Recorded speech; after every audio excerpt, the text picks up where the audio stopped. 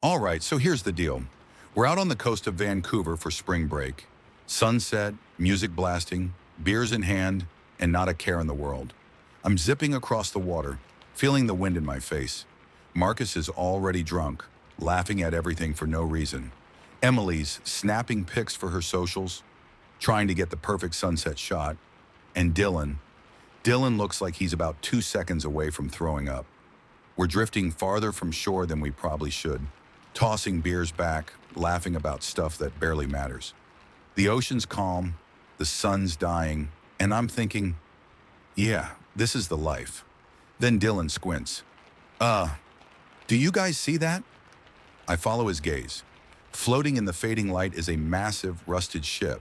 Just there, silent, immense. Emily gasps and lifts her phone, snapping a few shots. What the hell? That's huge. Marcus laughs, swaying a bit. No way. Is that, like, abandoned or something? Dylan groans, clutching his stomach. I knew it. I knew I shouldn't have come out here. I slow the boat, heart racing a little. It's just an old ship.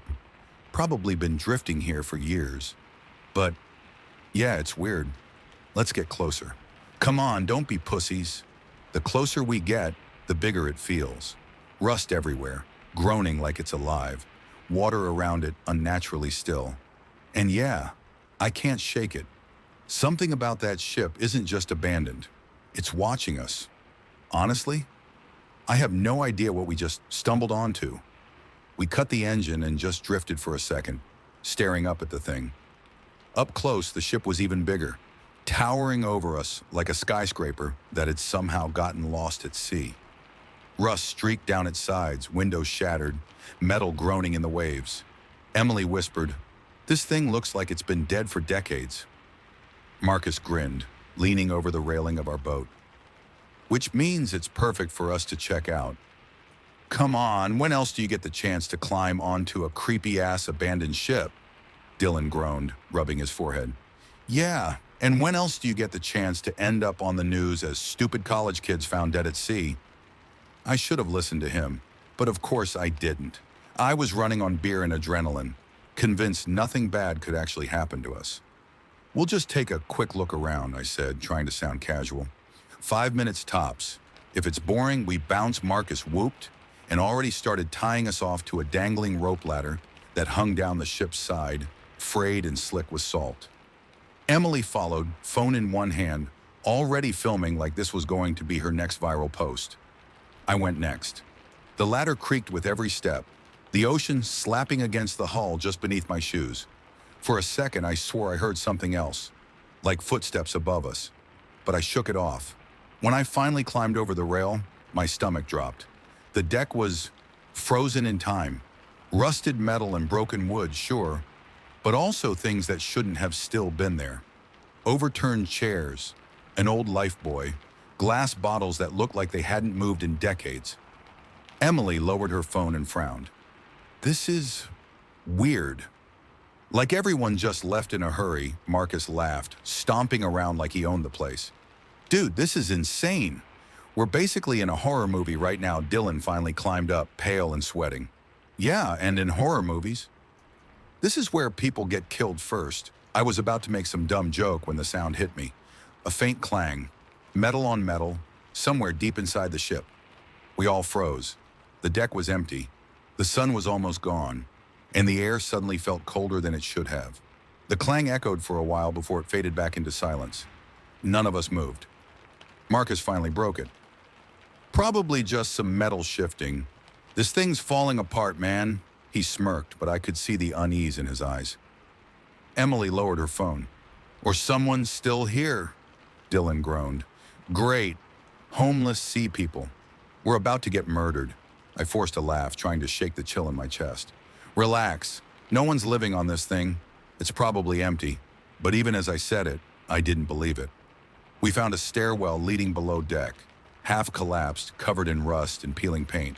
The air that wafted out was damp and sour, like old seawater mixed with mold. Marcus went first, waving his phone flashlight like a torch. Adventure time, he muttered. Emily followed, filming everything like she was doing a documentary. I went after her, and Dylan reluctantly brought up the rear, muttering curses under his breath. The deeper we went, the colder it got. Our footsteps echoed too loudly, bouncing down the narrow hallways. It was like walking into a grave. The first room we stepped into stopped us cold.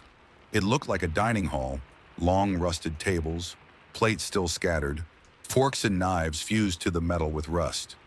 On one table, a half-collapsed deck of cards sat mid-game, the hands still laid out like the players had just gotten up and walked away. Emily whispered, "Oh my God." Marcus let out a low whistle. "This is actually insane." I tried to smile, but the hairs on the back of my neck were standing straight up. Something about this place felt wrong. Not just old, not just abandoned. Wrong. And then from somewhere deeper in the ship came the sound again. Clang. This time it was closer. We followed the noise deeper into the ship, our footsteps echoing through corridors that felt like they hadn't been touched in decades. Rust on every wall, puddles of stagnant water dripping from the ceiling, the stench of rot and salt. Every door we opened looked the same. Destroyed cabins, collapsed hallways, furniture eaten away by time. Until we found the double doors. They were massive carved wood with faded gold handles, still intact while everything else around them had fallen apart. Marcus grabbed one handle and grinned. "Bet this is where the treasure's at. Or the corpses," Dylan muttered. Marcus pushed and the doors swung open with a groan, and my stomach dropped, because on the other side was a ballroom. Not a ruined, rusted shell of one. A ballroom in perfect, untouched condition. The chandeliers above us sparkled like they'd just been polished. The floor gleamed under the faint light, not a speck of dust anywhere. Tables were set with fine china and crystal glasses, white linens draped neatly as if dinner was about to be served. Even the air smelled different, fresh, sweet almost. Emily froze in the doorway, her phone trembling in her hand. This doesn't make sense." I stepped in slowly, my sneakers squeaking on the pristine floor. It felt like walking into a dream, or a memory I didn't belong to. Marcus whistled low. "Okay, now this is unreal. It's like the ship just came back to life in here." Dylan wouldn't even step inside. He stood in the doorway, pale as chalk. "We shouldn't be here. This is wrong. This is so wrong." And then I noticed it, something that made my skin crawl. Every chair at every table was pulled out slightly, angled, like people had just been sitting there, like they'd all stood up at once. And for a second, just a second, I swore I saw movement. A flicker of figures, faint and hazy, sitting at the tables. When I blinked, they were gone, but the glasses on the nearest table were still trembling, like something had just touched them. The ballroom felt alive. Emily's phone shook in her hands, the camera catching the glint of crystal glasses, still rattling on their tables. None of us spoke. The silence was thick, pressing in on us like the walls were breathing. Then, music. Soft at first, barely there, like a gramophone warming up. Strings, violins, a waltz floating out of nowhere. Marcus spun in a circle, his grin faltering. "Okay, tell me you guys hear that too." Emily nodded, her eyes wide. It's coming from the room." From here I swallowed hard. My chest felt tight. The chandeliers above us glowed brighter, warm light filling the room, and for a moment the entire ballroom shimmered. And they were there. Figures, dozens of them. Men in suits, women in gowns, all seated at the tables or standing on the dance floor. Their faces were blurred, details missing, but their movements were clear. Talking, laughing, dancing, a party, frozen in time. Marcus whispered, "Holy shit," and actually stepped forward like he wanted to join them. "Marcus," I hissed, grabbing his arm. "Don't," but he was transfixed. The music swelled, and the figures on the dance floor moved faster, their hazy forms gliding and twirling. The air was buzzing now, vibrating in my bones. And then one of them turned. A woman in a black gown, her face blurred, but her head tilted toward us, and for the first time, it felt like they knew we were there. The music screeched. Every figure on the dance floor stopped.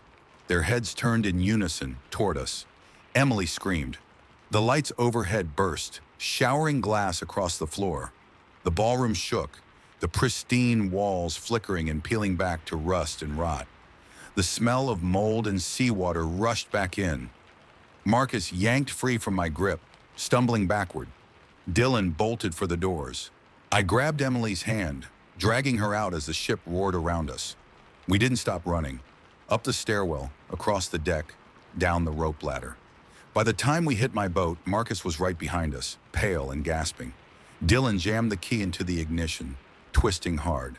Nothing. He tried again. And again. The engine coughed, sputtered, then fell silent. I looked back. The ship was still there, towering, waiting. And in the distance, faintly, the waltz began to play again.